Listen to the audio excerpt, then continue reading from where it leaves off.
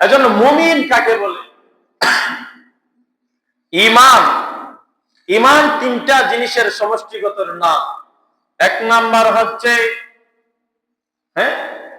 হচ্ছে তাসদীকে কলবি, অন্তর দ্বারা বিশ্বাস করা আল্লাহ তাআলা এক। আমাদের নবী, শেষ নবী হযরত মুহাম্মদ রাসূলুল্লাহ সাল্লাল্লাহু আলাইহি ওয়াসাল্লাম, এই কথা বিশ্বাস করা অন্তর দ্বারা। এটা হচ্ছে ঈমানের প্রথম শাখা, তাসদীকে কলবি। দুই নম্বর হচ্ছে জবান দ্বারা স্বীকার করা, জবান দ্বারা সাক্ষী দেওয়া, আশহাদু আল্লা ইলাহা ইল্লাল্লাহ ওয়া আশহাদু আন্না মুহাম্মাদান আবদুহু ওয়া রাসূলুহু।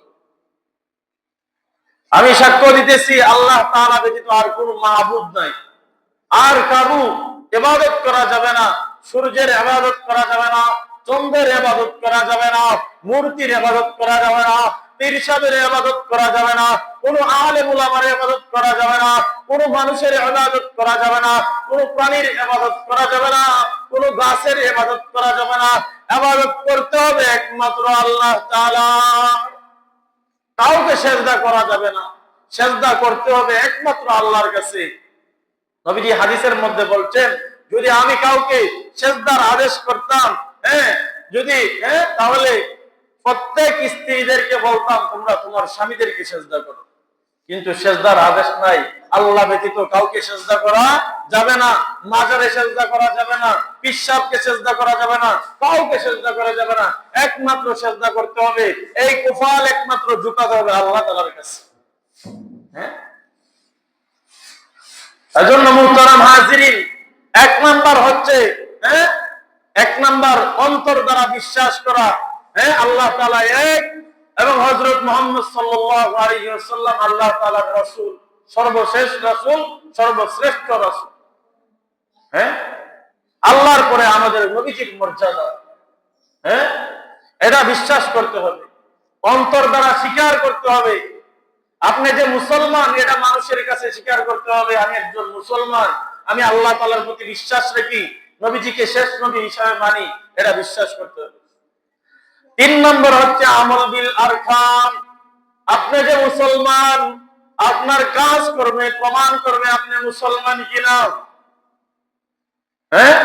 আপনি যে মুসলমান, আপনার কাজ দেখলেই বোঝা যাবে আপনি মুসলমান কিনা।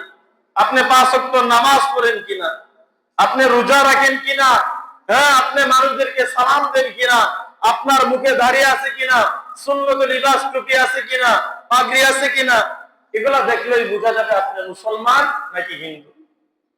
বর্তমানে তো হিন্দু আর মুসলমান চেনা অনেক কঠিন হয়ে যায়। গাড়ি অ্যাক্সিডেন্ট করছে, তারপরে পরে আছে তাকে প্রথম, তার নাই দাড়ি, মুখের মধ্যে নাই টুপি, পাঞ্জাবি কিছুই নাই, শার্ট প্যান্ট পরে দিছে, তাকে হিন্দু না মুসলমান এটা কিভাবে যাচাই করবো? তাকে প্রথম জিজ্ঞাসা করতে হয়, ভাই আপনার নাম কি? পরে দেখো নাম হচ্ছে মিন্টু, পিন্টু, সেন্টু, জন্টু, বল্টু, নাম রাখছে কতটা।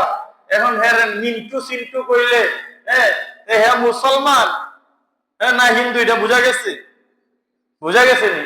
নামেও পরিচয় পাওয়া যায় না সে মুসলমান কিনা। আফসোস, নবীজি কোথাও গেলে আগে জায়গার নাম জিজ্ঞাসা করতেন, জায়গার নাম জিজ্ঞাসা করলে নামটা যদি সুন্দর হইতো নবীজি খুশি হয়ে যেত। বাচ্চাদের নাম রাখার ক্ষেত্রে সুন্দর নাম রাখতে হবে, এটা বাচ্চার হক। কিন্তু আমরা রাখি নান্টু মন্টু, সিন্টু পিন্টু, কত রকমের নাম, নামের অভাব নাই। বেবি, ট্যাক্সি, তারপরে আরো কি কি জানি নাম রাখে। নামের অর্থ কি একজন আলেমের কাছে জিজ্ঞাসা করতে হবে, তারপরে নাম রাখতে হবে। আগের দিনে আলেম ওলামাকে মহব্বত করতো মানুষ বেশি বেশি, আলেম ওলামাকে বাড়ির দাওয়াত দিয়ে নিত, আলেমে বলতো আপনি নাম রাখে দেন আমার সন্তান। এখনের দিনে নিজে নিজে ওই তাই খেলায় নাম, মোবাইলে যে চার্জ দেয়, ইউটিউবে দেখে, কিরমতে দেখে। কিয়ামতের ময়দানে আপনার নামের খাতিরে অনেক সময় মাপ পাইতে পারে। এজন্য নামও বোঝা যায় না মুসলমান থেকে। তারপরে জিজ্ঞাসা করতে হয়, ভাই আপনি হিন্দু নাকি মুসলমান? এরপরে সে বলে আমি হিন্দু বা মুসলমান। একজন মুসলমানের আমলের মাধ্যমে সে বুঝাইতে হবে সে মুসলমান, তার দাড়ি আছে, তার টুপি আছে, তার পাঞ্জাবি আছে, দেখলে একজনে বুঝে ফেলবে সে মুসলমান। সে 5 ওয়াক্ত নামাজ পড়ে, সে গুনার কাজ বেশি যায় না, গান বাজনায় যায় না, নাচানাচি যায় না, কখন জানি আমার মৃত্যু এসে যায়। আরে আমি গেছি গান বাজনা দেখতে, এমন তার মধ্যে যদি আমার মালাকুল মউতে আমার জীবনটা কব্জ কইরা নেয়, তাহলে আল্লাহর কাছে গিয়ে কি জবাব দিব? হ্যাঁ, এজন্য মুহতারাম হাজিরিন, সাবধানে থাকতে হবে। ঈমান 1 নম্বর ঈমান হচ্ছে অন্তর দ্বারা বিশ্বাস করা। যদি কেউ অন্তর দ্বারা বিশ্বাস না করে, হ্যাঁ, অন্তর দ্বারা আল্লাহ এক এবং হযরত মুহাম্মদ সাল্লাল্লাহু আলাইহি সাল্লাম আল্লাহর শেষ বান্দা এবং রাসূল, এই কথা যদি কেউ বিশ্বাস না করে, তাহলে সে মুমিনই না। সে মুখ দিয়ে স্বীকার করে আমি মুসলমান, কিন্তু অন্তর দ্বারা সে বিশ্বাস করে না। এরকম মানুষ আছে কিনা? সমাজের ভয়ে, মানুষে কি বলবে এই বয়ে সে ইমানদার দাবি করে, কিন্তু বাস্তবিক পক্ষে সে ইমানদার না, সে হচ্ছে মুনাফিক। আর যদি তার অন্তরের মধ্যে ঈমান থাকে, তাহলে সে হচ্ছে মুমিন। ঈমান থাকার দরুন আপনার অন্তরের মধ্যে যদি জাররা পরিমাণ, সরিষার দানা পরিমাণ, জাররা বলতে কি অনু পরিমাণ, ওই যে আপনার এখন শীতের দিন ঘরের ফাঁক দিয়া রুদ্রের আলো আসে, এই জায়গার মধ্যে দেখা যায় ধূলিকণা উঠতে থাকে, এটাকে বলা হয় জাররা।